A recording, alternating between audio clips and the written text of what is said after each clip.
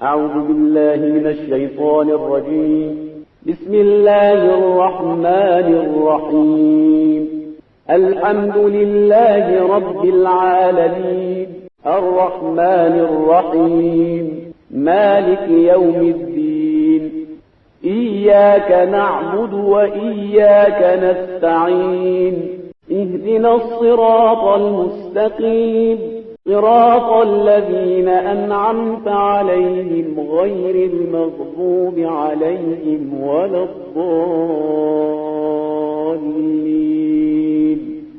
اعوذ باللہ من الشیطان الرجیم بسم اللہ الرحمن الرحیم الحمد لأہلہ والصلاة علی اہلہا اما بعد فقد السلام علیکم ورحمۃ اللہ وبرکاتہ۔ آؤ کتاب پڑھیں۔ برزخ کا سفرنامہ ہم آپ کی خدمت میں الحمدللہ پیش کر رہے ہیں، جسے عظیم عالم دین نعمت اللہ صالح حاجی آبادی نے، جو اس موضوع میں بڑے ایکسپرٹ ہیں اور ان کے خاندان میں بہت سارے شہداء ہیں، یعنی ان کے علماء کا سلسلہ اور شہادت کا سلسلہ جاری و ساری رہا۔ اس سلسلے میں انہیں بڑی ہی باریکی سے آیات اور روایات کی روشنی میں یہ حالات نقل کیے ہیں، تو جس سے ہماری زندگی میں بہت سے بدلاؤ اور واقعاً ایسا محسوس ہوتا ہے کہ جیسے ہم برزخ کے سفرنامے کے لیے تیاری کرنا چاہیے، جہاں کوئی ہمارے کام آنے والا نہیں ہے اور کوئی فریاد سننے والا نہیں ہے۔ لہذا اس اعتبار سے ہمیں توجہ رکھنی چاہیے۔ کتاب کے پیج نمبر 112 تک ہماری گفتگو کا سلسلہ تمام ہو گیا تھا، اور آج کی ہیڈنگ ہے شیطان کا تعارف۔ میں نے اپنی بدبختی اور زیب و حالی پر اتنے آنسو بہائے کہ زمین تر ہو گئی۔ اس موقع پر مجھے ایک آواز سنائی دی۔ پہلے تو میں سمجھا کہ کردار ہوگا، لیکن پھر مجھے اندازہ ہوا کہ یہ آواز کردار کی آواز سے بالکل مختلف ہے۔ میں نے سر اٹھا کر دیکھا تو میرے سرہانے ایک بہت خوبصورت نورانی صورت والا با اخلاق فرشتہ کھڑا ہوا تھا۔ اتنی بھیانک اور ڈراؤنی شکلیں دیکھنے کے بعد اس فرشتے کو دیکھ کر میں اتنا خوش ہو گیا کہ کچھ دیر کے لیے مجھے یوں لگا جیسے میں جنت میں داخل ہو گیا ہوں۔ وہ فرشتہ اپنے دل نشیں اور مؤثر آواز کے ساتھ کہہ رہا تھا، اللہ تعالیٰ قرآن مجید میں شیطان کا تعارف کرواتے ہوئے ارشاد فرماتا ہے، اے اولاد آدم، کیا میں نے تمہارے ساتھ یہ عہد و پیمان نہیں کر رکھا تھا کہ تم شیطان کی پیروی نہ کرو گے، کیونکہ وہ تمہارا حقیقی اور کھلم کھلا دشمن ہے۔ اے فرزندان آدم، شیطان کی عبادت کی بجائے میری اطاعت و عبادت کرو، کیونکہ صرف یہی سیدھا راستہ ہے۔ سورہ یاسین آیت نمبر 9 سے 59 سے 61 تک، یعنی 59 سے 61 تک۔ اس کے بعد ارشاد ہوتا ہے، اے اولاد آدم، اے آدم کی اولاد، بے شک شیطان تمہارا بہت بڑا دشمن ہے، اس لیے تم بھی اس کے ساتھ دشمنی اختیار کرو۔ اس نے تمہیں گمراہ کرنے کے لیے اپنی فوج تیار کر رکھی ہے، تاکہ وہ اپنی طرح تمہارے انسانوں کو جہنمی بنا ڈالے۔ سورہ مبارکہ فاطر آیت نمبر 5۔ اے محمد، میرے بندوں سے کہیے کہ ہمیشہ اچھی اور نیک باتیں کیا کریں، کبھی بھی بری اور غلط باتیں نہ کیا کریں، کیونکہ شیطان ایک غلط بات کے ذریعے تمہیں ایک دوسرے کا دشمن بنا دے گا اور فساد برپا کرے گا۔ شیطان کی انسان کے ساتھ دشمنی بالکل واضح اور آشکار ہے۔ سورہ بنی اسرائیل آیت نمبر 52۔ اس کے بعد شیطان نے ایک مقام پر بارگاہ پروردگار میں خداوندی میں عرض کی، خدایا مجھے تیری عزت و آبرو وہ بزرگواری کی قسم، میں کائنات کے انسانوں کو گمراہ کروں گا سوائے تیرے بارگاہ کے مخلص بندوں کے، جنہوں نے خود کو صرف تیری بارگاہ سے مخصوص کیا ہے۔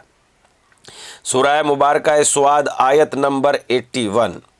تمام فرشتوں نے خدا کے حکم سے آدم کو سجدہ کیا سوائے شیطان کے۔ اس نے غرور میں آ کر آدم کے سامنے بڑائی کا اظہار کیا اور اپنے اس عمل کی وجہ سے منکرین میں شامل ہو گیا۔ سورہ سعاد آیت نمبر 73۔ शैतान ने हज़रत आदम और हव्वा को फ़रेब देकर उन्हें ममनुआ दरख्त का फल खाने पर उकसाया। उन्हें तर्क औला की वजह से उसने उनको जन्नत से जो बेपनाह अजीज़ थी से महरूम कर दिया। सूरह मुबारका बकरा आयत नंबर 35। बेशक शैतान तुम्हें तंगदस्ती और फ़क्र की तलकीन करता है। वो तुम्हें बुरे और नाजायज़ काम और बुख़्ल व कंजूसी की तरफ माइल करता है, जबकि खुदा ताला तुमसे मग़फ़िरत, अच्छे कामों और दूसरों के साथ अच्छाई करने की तलकीन करता है। सूरह मुबारका बकरा आयत नंबर 26। इस खुशगुफ्तार और हसीन फरिश्ते ने शैतान के तारुफ में चंद जुमले कहें और उसकी बुरी और नापसंदीदा सिफ़ात बयान करते ही मेरी नज़रों से ओझल हो गया। गिरिया ही ज़ख्मों का मरहम था। इस फरिश्ते के गायब होने पर मैं बहुत उदास हो गया। मेरी ख्वाहिश थी कि वो कुछ देर मज़ीद यहाँ ठहरता और मैं उसकी रफ़ाक़तों और प्यारी प्यारी बातों से मज़ीद लुत्फ़ अंदोज़ होता। उस पर मैंने बेख्तियार होकर रोना शुरू कर दिया। अचानक किरदार अपनी मकरू सूरत लिए वहाँ नमूदार हो गया। उसने आगे बढ़कर कहा, ए गिरियाओ ज़ारी का तुम्हें कोई फ़ायदा ना होगा। अगर तुम दुनिया में रात के किसी पहर में तौबा करते, खौफ खुदा में आंसू बहाते तो उनका कोई फ़ायदा होता। अब ये रोना तुम्हारे किसी दर्द की दवा नहीं है।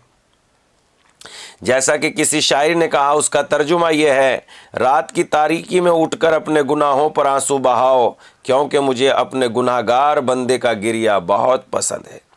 अगर मैं तमाम गुनाहगारों को बख्श देना चाहूँ तो मुझे रोकने वाला या टोकने वाला कौन है?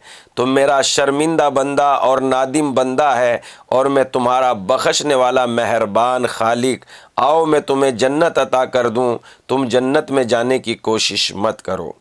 तुमने तो तौबा भी तोड़ डाली, मगर फिर भी तुम जो भी कोई हो जो मेरी दरगाह पर चले आओ, क्योंकि हर हाल में उफ़ो दरगुज़र से काम लेना मेरा शिवा है।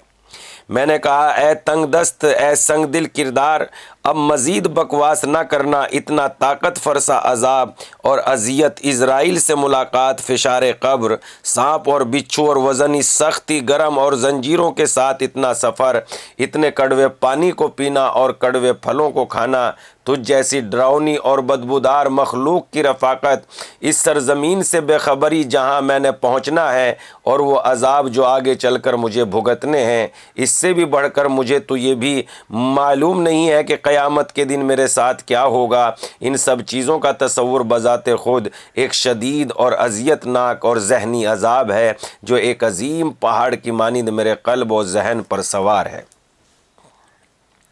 ए बेवफा दोस्त, अगर मैं इस हालत में गिरिया करके अपने अंदर का बोझ हल्का ना करूं तो और क्या करूं? इस सूरत हाल में मेरे दुख और तकलीफ़ का वाहिद इलाज यही गिरिया और ज़ारी है। जैसा कि दानाओं ने कहा, हर ला इलाज मरज़ की दवा गिरिया करना और आंसू बहाना है, क्योंकि अश्क बहाने वाली आँख खुदा की ख़ास इनायत होती है। अलबत्ता मुझे ये भी मालूम है कि इस रोने धोने का मुझे कोई फ़ायदा नहीं। ये ना तो मेरी तकलीफ़ को दूर कर सकता है और ना ही मुझ पर नाजिल होने वाले अज़ाब को कम कर सकेगा।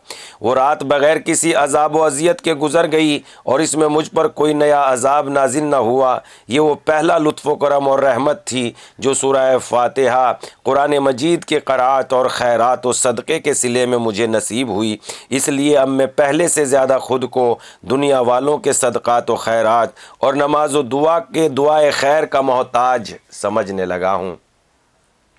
यहाँ रुक के ये बात कहने को दिल चाहता है कि जब दूसरों के किए हुए आमाल मेरे अज़ाब में तख़फ़ीफ़ कर देते हैं, अगर मैं दुनिया में सदका व खैरात और किसी तंगदस्त की मदद करके जाता तो ये सिला मुझे ना जाने आखिरत में कितना अजीम मिलता। इस मौके पर मैंने इंतहाई निदामत और दर्द भरे अंदाज में ख़ुद से मुखातिब होकर कहा, काश मुझे चंद मिनट के लिए अपने अहले खाना से बात करने की इजाज़त मिल जाती तो मैं उनसे कहता, ए मेरे वरोसा, ए मेरे इसाले सवाब की महफ़िल के दस्तरखान पर बैठने वालों, ए मुझे दुनिया में नसीहत करने वालों, बुरे कामों से मना करने वालों, तुम्हारे मुंह से निकलने वाली एक सूरत फ़ातिहा या तुम्हारी क़राअत करता एक कुरानी आयत मेरे लिए दिया हुआ मामूली सा भी सदका मेरे अज़ाब में कितनी कमी करता है और तख़फ़ीफ़ का बाइस बन जाता है।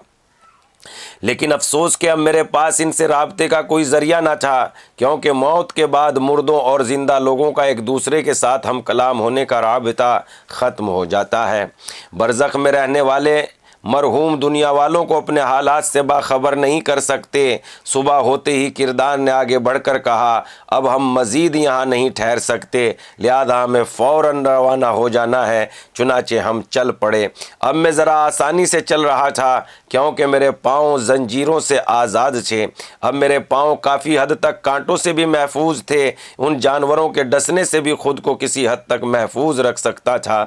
موسم بہت گرم اور جلا دینے والا تھا۔ میرے بدن سے اس طرح پسینہ نکل رہا تھا جیسے ابلتے پانی کی بارش میرے سر پر ہو رہی ہو۔ میری پیشانی سے نکلنے والا پسینہ کانٹے والے تیز آب کی طرح تھا، جو میری آنکھوں میں گر کر میرے سامنے ہر چیز کو تاریک کر رہا تھا۔ اس لیے مجھے راستہ صاف دکھائی نہیں دے رہا تھا، لیکن یہ صورتحال بہرحال پابند سلاسل ہو کر سفر کرنے سے بہتر تھی۔ میری خواہش تھی کہ جلد از جلد اگلی جمعرات آ جائے، تاکہ میرے اہل خانہ یا قدیمی دوست میرے لیے فاتحہ پڑھیں اور صدقہ و خیرات کریں، تاکہ میرے عذاب میں مزید کمی واقع ہو جائے۔